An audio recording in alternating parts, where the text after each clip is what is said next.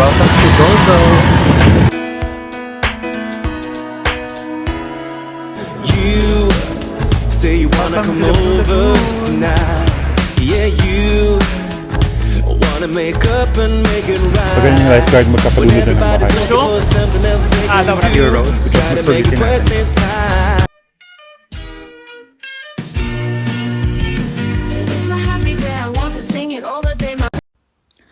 Hi guys, good day, and I'm back again with another vlog. And today, we are super excited na di tayo nakapag-intro.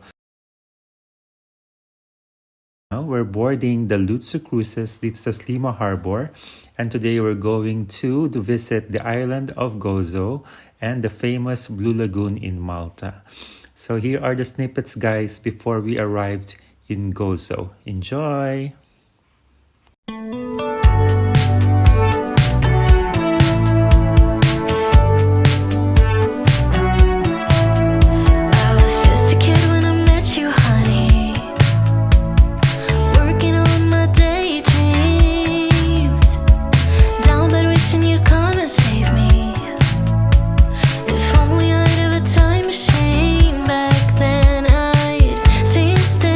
Bago marating yung Camino, so dadaan siya sa mga iba't ibang caves.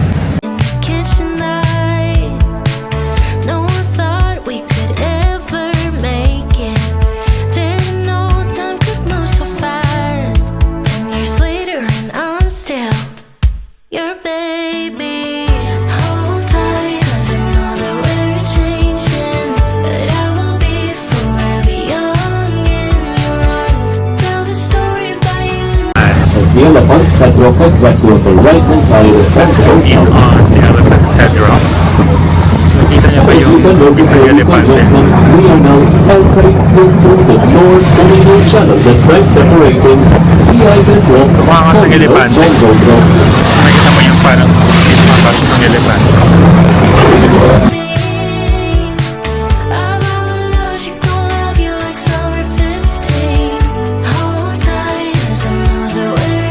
Alright guys, welcome to Gozo. Sa likod natin. It's called Ganj Silem Parish Church. So it's Catholic Church dito sa Gozo. Kanina guys, no, sumaba tayo dun sa Gozo Port. May kasama siyang parang bus service na that will bring us to 2 stops dito sa Gozo. So ito yung first stop. So sabi ng driver, meron kaming 30 minutes dito and then babalikan niya kami and then we'll go to the capital, Victoria. So ito yung simbahan. So sarado siya guys. Tapos meron lang ditong, I think, Stations of the Cross sa harap ng simbahan. So itong Malta is an archipelago gaya ng Pilipinas. Itong Malta merong 21 islands. Yung pinakasikat of course dyan yung Malta and then itong Gozo tsaka yung Camino. So from Gozo, siguro mga 10 minutes mararating mo na ang Camino using a ferry boat. So ito yung vibe ng Gozo, no? So tahimik na. Actually sa Malta, no? Medyo hindi siya ganun ka crowded. Siguro dahil it's March, hindi pa siya yung peak season. Pero generally talaga, hindi talaga ganun kadami yung makita mong tao sa kalsada. Wala naman masyadong ginawa dito sa stop na to. I think it's just a photo stop. I think it's a church at sa nearby areas niya. Anyways, dumating na yung bus natin. So, we'll go to our next destination na to Victoria. Sasakyan.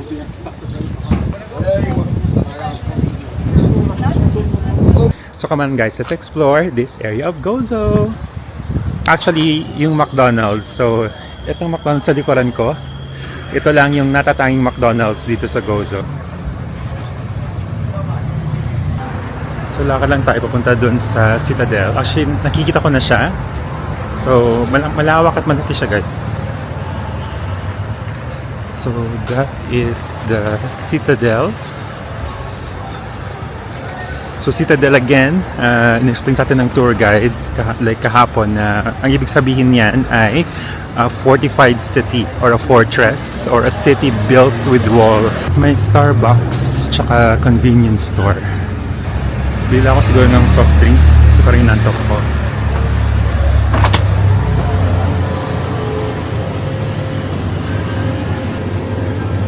So Dito sa Malta guys, so parang sa Dublin, meron din silang parang deposit fee.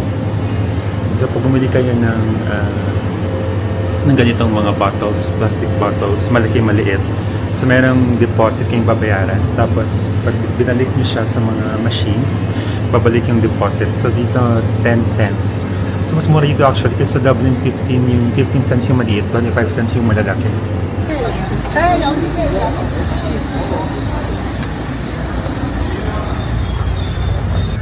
So, naglakad tayo ng mga siguro halos 10 minutes, then nakita natin yung parang indicator na we need to turn right.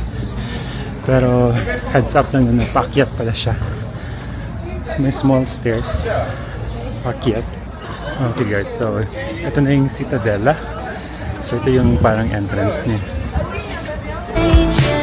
But I will be forever young in your arms. Tell the story about you and me. Of how I loved you, gon' love you like summer 5th. So ito yung Citadella dito sa Gozo. Hello, Papa Jesus. Thank you so much kasi meron tayong opportunity to travel. So thank you for all your blessings. So itong Citadella is nasa Victoria, which is the capital city of Gozo. It's a complex, no? It's an ancient fortified complex. So nasa loob niyan, there's a good few museums. There's also a cathedral, visitor center, tsaka bastions.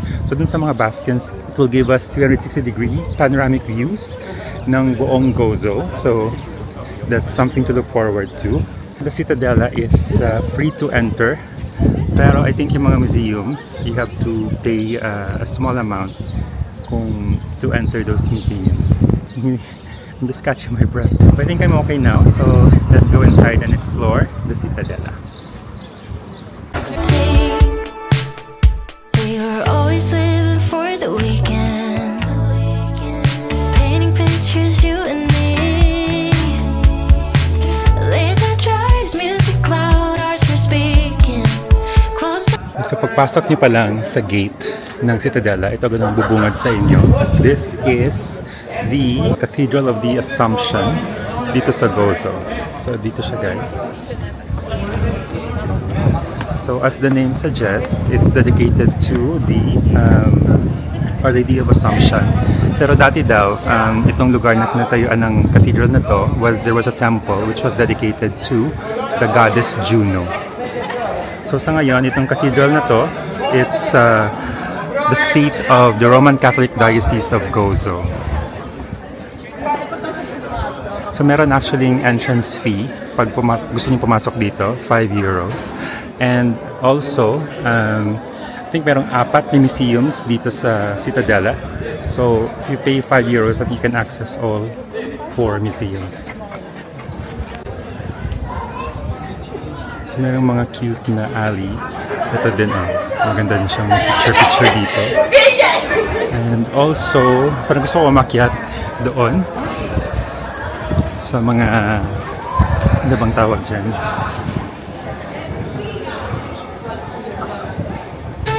eyes and I was dreaming. Hold tight, 'cause you know that we're changing. But I will be forever young in your arms. Sundan lang natin yung iba. Pero meron dito paakyat, so doon tayo magsimula sa taas. The story about you and me. Of how I loved you, gon' love you like summer 15. Hold tight, 'cause I know that we're changing. But I So sobrang lawak itong area na to. So ang recommendation nga daw is like you have to spend 3 to 4 hours para maikot mo yung kabuuan nitong Citadella. I'm not undermining or exaggerating kasi yan din naman ito guys. So ang lawak ng complex na to. Ayan. So try natin lakarin from here papunta doon is to walk the ramparts. Ramparts palang tawag sa area na yan. Yung nilalakaran. Okay, hiningal ako pero let's go. love you like summer 15.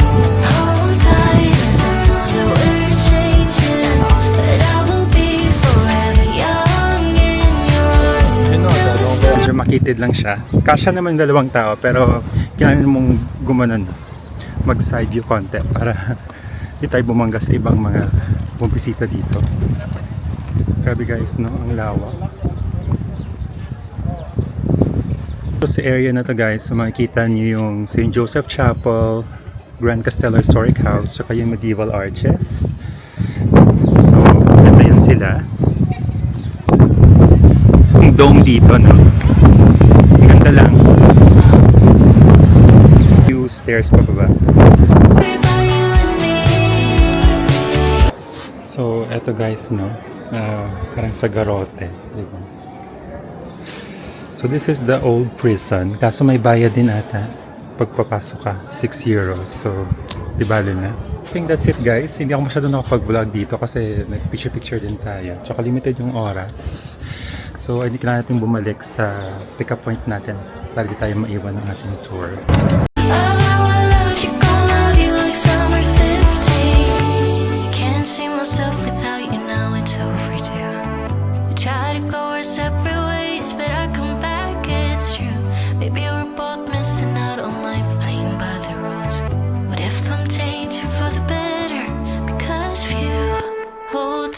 Cause I know that we're changing. Hold tight, 'cause I know we're changing.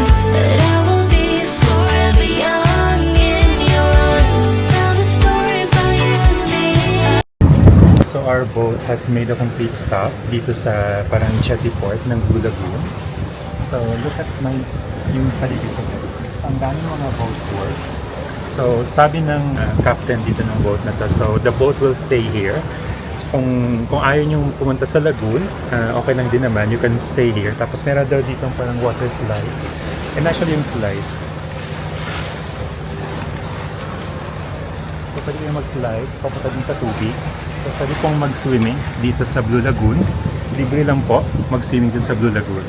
Pero from May 1st, 2025, there was a rule na lahat ng pupunta dito sa Blue Lagoon needs to have like a QR code. So pag nag-book kayo ng tour, bago kayo pumunta dito sa Blue Lagoon, there will be may sasend na link that you can fill in your details. Free of charge lang po siya. Then after you submit your information, mag-email sila sa inyo ng parang QR code. So actually yung QR code kanina, in-scan siya na before tayo tumakyat sa boat na to, in-scan na siya. Tapos binigyan tayo ng wristbands. Perhaps the most popular tourist attraction dito sa Malta. So this can be overcrowded. So ito naman yung pila ng mga tao guys. So lahat yan galing sa same tour tulad ko. So paakyat. So walang naiwan. Ako lang naiwan dito guys. So yun yung slide. Kung gusto nyo mag-slide. So ito yung itsura ng top ng ating cruise. Ng ating boat cruise. So kung tatanungin niyo ako kung when is the best time to go here for the tour, want to avoid crowds or less crowds, mas maganda pumunta kayo dito ng spring o kaya mga November, December daw. So yung water daw sa Blue Lagoon is warm until November. Pero kahit naman daw sa December or January during winter time, marami pa rin pupunta dito kasi yung Malta naman parang most of the time is sunny. Yung iba naman kasi hindi naman sila particular sa like if yung dagat is malamig or not, lalo na yung mga puti na. So okay guys, we've made our way dito sa Blue Lagoon. Dito muna tayo. I think the video wouldn't make it out. Iba ka lang kung it will give justice sa kung ano nakikita ko. Not exaggerating, pero I think ito yung one of the clearest, if not the clearest waters that I've ever seen in my life.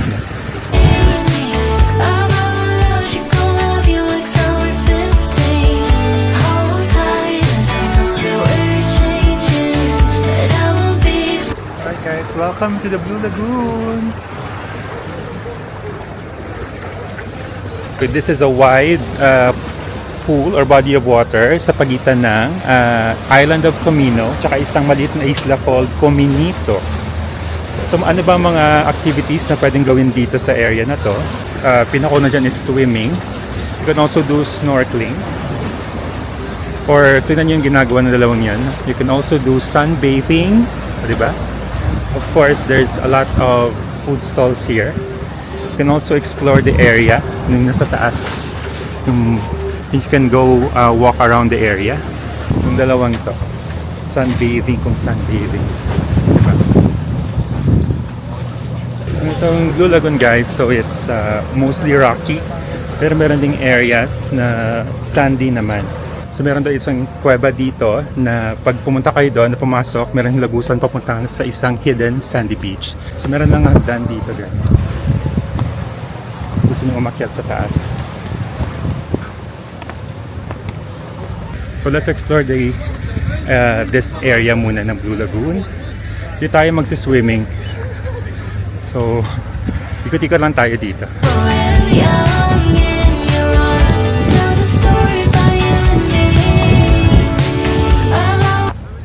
Amazing. I think, pwede ako mag-stay ito ng buong afternoon. Walang ginagawa. Tatambay-tambay lang. Okay, so 150 euros pala yung multa. Pag nahuli kayong nagtatapon ng basura. So, meron lang daw isang family. Yung population ng island na to is just composed of one family. A family of 2 people. At those 2 people that happens to be farmers. Meron din dito ang isang 3-star hotel na it's called Comina Hotel. But at the moment it's closed. Undergoing renovations. At yung dalawang farmers daw, they are housed doon sa Comino Hotel. Okay guys, another trivia as well. It is one of the filming locations for the 2002 film Count of Monte Cristo, which stars Jim Caviezel. So, si Jim Caviezel, if di niyo siya kilala, also the actor who played Jesus Christ in The Passion of the Christ, the film by Mel Gibson. It is called the St. Mary's Watchtower o Santa Maria Tower here in Comino. So yung exterior shots niyan, yan yung ginamit na location for the prison. Also, itong caves na dito sa island called Santa Maria Caves was used for the scenes for the treasure chamber at mga eksena dun sa prison. So yan siya guys, sa Santa Maria. So yung Count of Monte Cristo, sa hindi nakakalam ng pelikula, I haven't watched it, but it's about a man who was falsely imprisoned by his jealous best friend. But he managed to escape and uses a hidden treasure para magiganti. So I think that was also a critically acclaimed film back in 2002. Ito yung on top of Comino Island guys. So mostly green vegetation, so maraming tanim. Nothing much to see really, maliban dito sa watchtower na to. There's a nice cliff. Go to Malta, this is the one thing that you shouldn't miss going here dito sa Blue Lagoon.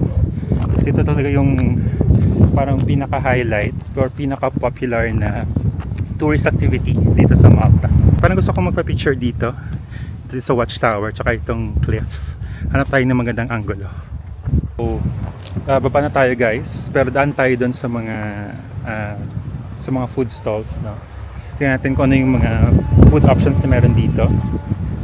So actually makita natin dito guys na yung mga maliliit na isla. So marami dyan, mga maliliit na isla uninhabited. So the deepest part ng dagat is around mga 2 meters. Yun yung pinaka malalim. But if you go further, aabot na yan ng mga 7 meters deep. So very nice weather today. Super maaraw. Would you look at that, diba? So, in fairness guys, nakakainganyo mag-swimming kasi wala tayong dalang swimming attire.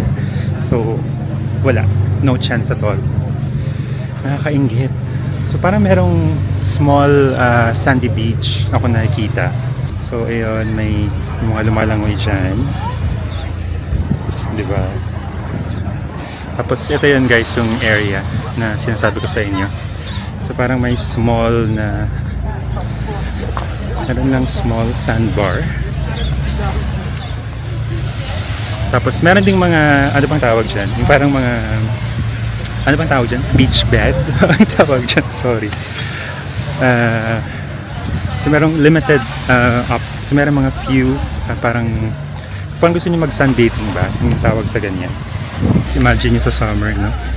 Gano'ng karaming tao dito sa Blue Lagoon. So meron ng warning dyan, beware of strong currents. So ingat-ingat lang din guys, no? But I think meron naman dito mga lifeguards. So meron dito, so meron nga. So ito yung station ng lifeguards. Ito yun naman yung lifeguard guys, no? Pag ganyan yung lifeguard, magpapadunod na lang ba kayo? Diba? So safe naman kasi merong lifeguard.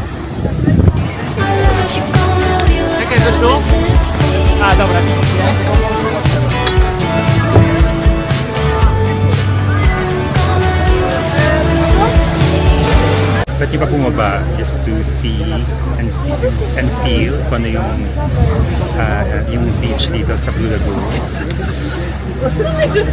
Kasi nakakahiya kasi mag-video, no? Kasi maraming tao. Anyways, nakita nyo naman yung itsura ng sandy beach dito sa Blue Lagoon.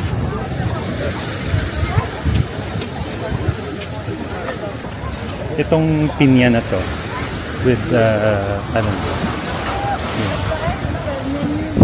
so ang dami kong nakitang taong may bitbit niyan, yung pineapple na yan, kung namang klaseng drink yan. Hindi ko na kung may alak yan or wala. Tsaka parang wala akong nakitang parang changing room dito guys.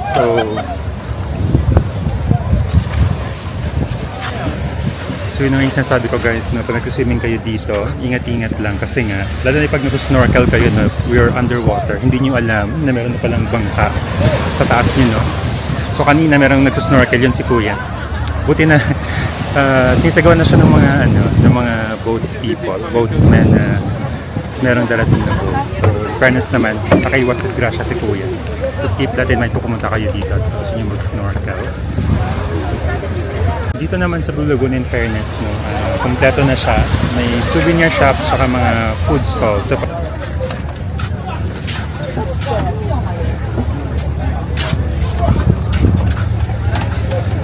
oh, diba? So ito ata yun.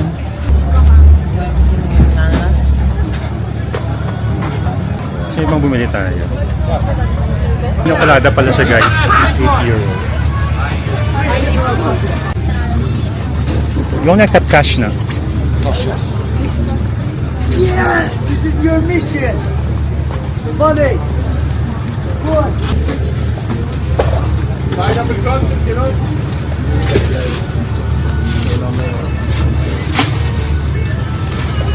Thank you.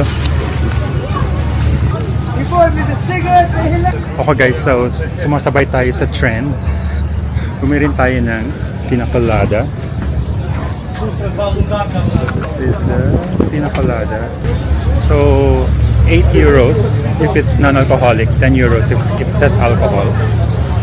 Again, siguro a bit pricey, pero again, we're an isolated island.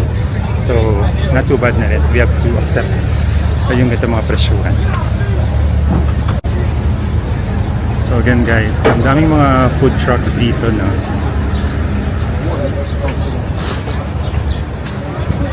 With the sandwiches, so lahat, shawarma, kebabs, cocktails din, o diba?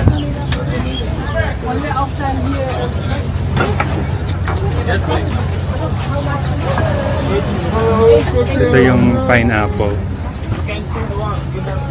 Fairness naman. Masarap sana pag Aperol Spritz, no? Pero piliin natin yung non-alcoholic drink. Okay, so let's try itong pinagkakagulan nila ditong pinacolada. So yan. So yung pinya muna guys.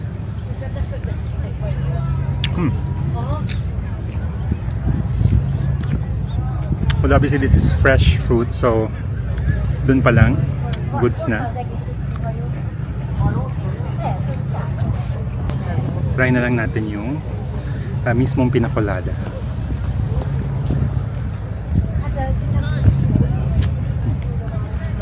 Okay. Parang may natitikman din akong alcohol. So hindi ko alam if meron tong... Sabi doon alcoholic naman daw. Pero parang may hint of alcohol akong... pero meron akong hint of alcohol na in my taste buds ba.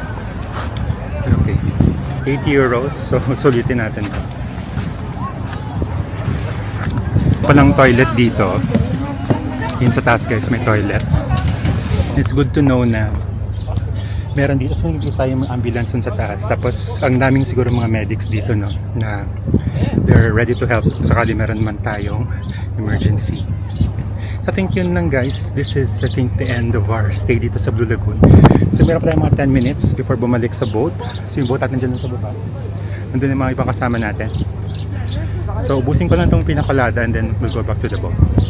So in fairness naman pala guys, so meron daw ditong, well, may campsite toilet. So ibig sabihin lang, meron ditong campsite. So I think pwede rin kayo ditong mag-camping.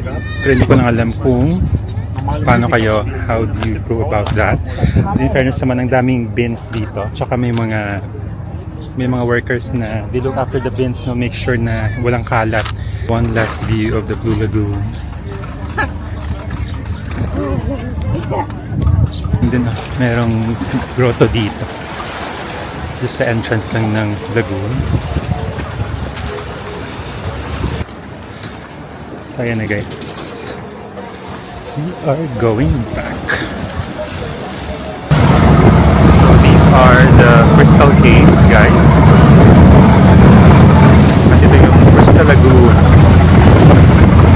And again, ulit natin yung only watchtower dito sa Camino. Yung sinabi ko na nag-shooting dyan yung Count of Monte Cristo. Of course, marami ring Hollywood movies na nag-shooting dito sa Malta. The Spy Who Loved Me ng James Bond, Game of Thrones of course, at iba pang, marami pang Hollywood films nag-shooting dito. It's the best seat, best views guys. Okay dito sa harap ng boat. Hindi siguro kasi masyadong maliit, masyadong malaki yung bangka para dun sa butas. Okay, so lumiko tayo guys. So a bit disappointed, no? Hindi siya pumasok dun sa butas. Lumiko siya. At we're just going straight ahead. So I think inikot lang yung kapitan itong buong isla ng Comino tsaka yung mga surrounding islands. South Camino Channels ends in the north coast of Camino and then will proceed rapidly after May and 5 what close views on. Okay guys, so we're back na in Slima. And over there is Valletta. So bukas, doon naman tayo sa Valletta. So it's almost 5 p.m. Tapos na yung tour. So it was super worth it. Lalo na yung Blue Lagoon. Super highlight ng trip natin. Yung Gozo para di ko masyadong okay naman siya. Not too bad. Pero yung Blue Lagoon talaga was the highlight. So samahan niyo ako guys as we explore more of Malta. This time sa Valletta. Okay guys, thank you. Hope you enjoyed this vlog and stay tuned for more of our Malta series. Okay guys, thank you so much. Have a good day.